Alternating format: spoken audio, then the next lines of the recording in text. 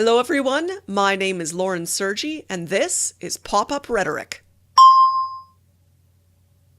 I'm recording this Pop-Up Rhetoric on January 30th, 2018, and this is the date of President Trump's first State of the Nation address. Now, typically, State of the Nation addresses are said to be for trotting out new policies and making comments on the current activities of the government and how far they've come over the previous year. In actuality, though, speeches like this serve a very different purpose. They give a government or an incumbent or someone who's holding a position of power the opportunity to do a little bit of tribe building. They're going to say really good things that give people the chance to feel good about the leadership and the direction in which they're going.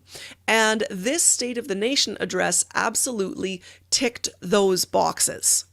I do have to say that as far as speeches like this go, this one was pretty standard. It wasn't exceptionally brilliant. It wasn't horrible. It was a good, solid, safe speech. That is something that I definitely think is a characteristic of this speech. It was safe. The President, Donald Trump, went over the various things that his government has done over the past years. Of course, he's going to spend more time talking about all of the successes and really, really pumping those up because, once again, these kind of speeches are absolutely perfect for getting people to feel good about their leadership. And then it was wrapped up with a lot of stories about people who contribute to America, stories of people who fit the American ideal, the American ethos of what makes a good American, and then general wrap-up feel-good statements about what it means to be an American. So in that respect, I really don't think there was anything remarkable about this speech. Something you might notice is that this speech sounds an awful lot like other political speeches of this sort. Fancy that. Once again, whenever you get a political speech where the person is aiming to get people to feel good about themselves and good about the leadership, you'll notice these same sort of storytelling tools being used, giving examples from that culture's history or that country's past to show how noble their people are, and then following that up with examples from their present to reinforce the same thing. You'll see the same sort of storytelling techniques, use of really repetitive rhythmic words to kind of get people into this feel-good trance, if you will. Those are tools that were absolutely used throughout this speech. I pulled out of this speech a few rhetorical devices that really exemplify these kinds of tools and techniques. And these devices are parallelism, clauses or phrases with similar structure or rhythmic elements. Commonplace, an idea your audience holds in common. It's a thing that we all know and we all believe. That belief aspect of it is really important. Commonplaces are much more tied to our emotions and how we feel about something rather than to any logic or reason that we attach to that idea. And litany. This is my favorite device used in this speech. I'm not sure if it could be considered an actual rhetorical device, but in this case, it definitely serves as one. A litany is a really repetitive recitation or a list of sacred ideas or petitions that people give out. Now, in traditional litanies, such as what you would see in a Catholic Mass, there's this call and response. So the cantor would say something like, "Holy Mary, Mother of God," and the congregation would reply, "Pray for us." And the cantor would say, "Saint Anthony," and the congregation would reply, "Pray for us." This back and forth and back and forth. You don't get a back and forth, of course, in a speech like this, but you do get these lists that have almost a sacred feel to them. You will definitely see this illustrated in the actual video.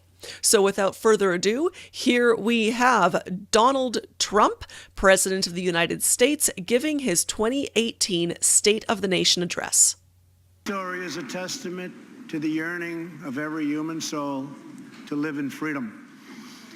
It was that same yearning for freedom that nearly 250 years ago gave birth to a special place called America. It was a small cluster of colonies caught between a great ocean and a vast wilderness. It was home to an incredible people with a revolutionary idea that they could rule themselves, that they could chart their own destiny, and that together they could light up the entire world. That is what our country has always been about. That is what Americans have always stood for, always strived for, and always done. Atop the dome of this Capitol stands the Statue of Freedom. She stands tall and dignified among the monuments to our ancestors who fought and lived and died to protect her. Monuments to Washington and Jefferson and Lincoln and King. Memorials to the heroes of Yorktown and Saratoga. To young Americans who shed their blood on the shores of Normandy and the fields beyond, and others who went down in the waters of the Pacific and the skies all over Asia. And freedom stands tall over one more monument, this one, this Capitol, this living monument. This is the monument to the American people.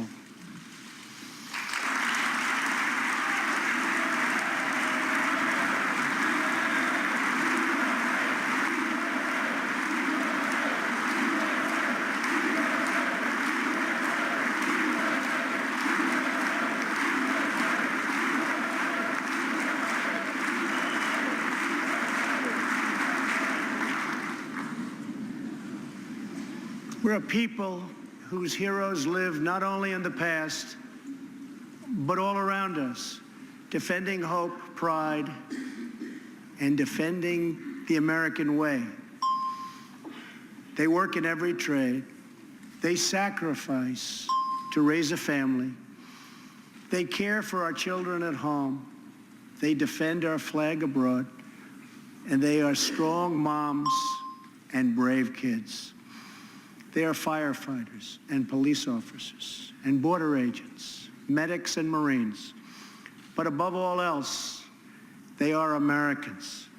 And this capital, this city, this nation belongs entirely to them.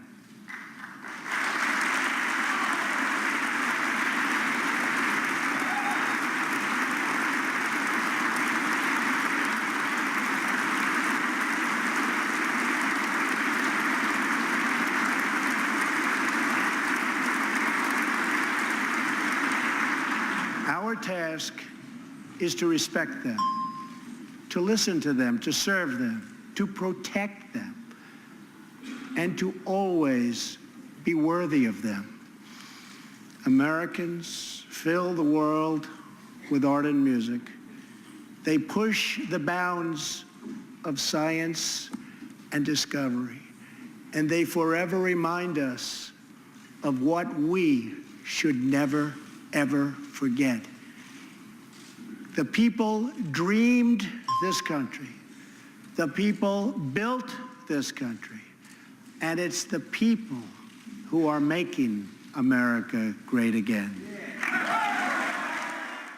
So there we have it, the 2018 State of the Nation address. As I mentioned, I don't think there's anything particularly spectacular or awful about this speech. It was middle of the road, it was predictable, it was very safe.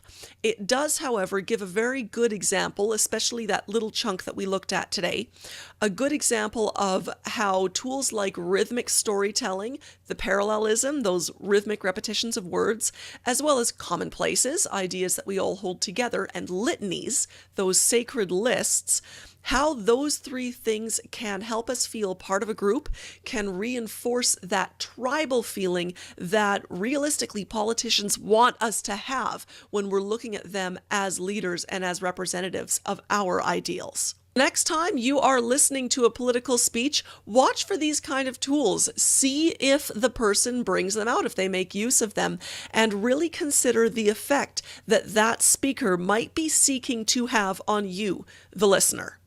Now, if you think that it's a good idea to have a little bit of insight into how speeches work and how our politicians talk to us, be sure to give this video a good old like, a good old thumbs up down there, and make sure that you subscribe to this channel so that you can keep on top of all future Pop-Up Rhetoric videos, as well as the other great content that I have coming your way.